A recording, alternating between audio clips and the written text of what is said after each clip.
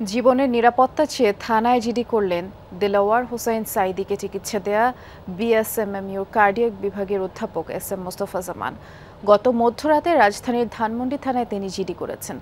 Doctor Mostafa জামান জানিয়েছেন যে মানবতা বিরোধী অপরাধ মামলায় আমৃত্যু কারাদণ্ডপ্রাপ্ত দেলাওয়ার হোসেন সাঈদীকে অসুস্থ অবস্থায় বঙ্গবন্ধু মেডিকেলে নিয়ে আসে কারা কর্তৃপক্ষ। এরপরে তার চিকিৎসায় গঠিত মেডিকেল বোর্ডের সদস্য হিসেবে তিনি কাজ করেছেন। অন্য সাধারণ রোগীদের মতোই তাকে পর্যাপ্ত সুচিকিৎসা দেওয়া হয়েছে, কিন্তু চিকিৎসা দেয়া হয়নি ফেসবুকে এমন গুজব ছড়িয়ে হুমকি দেওয়া হচ্ছে। ফোন এবং মেসেঞ্জারে বেশ কয়েকটি প্রাণনাশের হুমকি পাবার পর গত রাত 1টার দিকে ডাক্তার মোস্তফা জামান থানায় জিডি করেন। তিনি বলেছেন, সাঈদীর চিকিৎসা নিয়ে যা ছড়ানো হচ্ছে সব গুজব। চিকিৎসকরা তাকে সুস্থ করতে সর্বোচ্চ চেষ্টা করেছিলেন।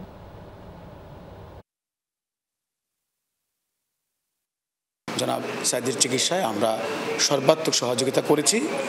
তারপরেও আজ সারাদিন ব্যাপী বিভিন্ন প্রোপাগান্ডার মাধ্যমে আমার ফেসবুকে, মেসেঞ্জারে এবং আরও নানাভাবে আমি হুমকি পাচ্ছি, জীবনের হুমকি।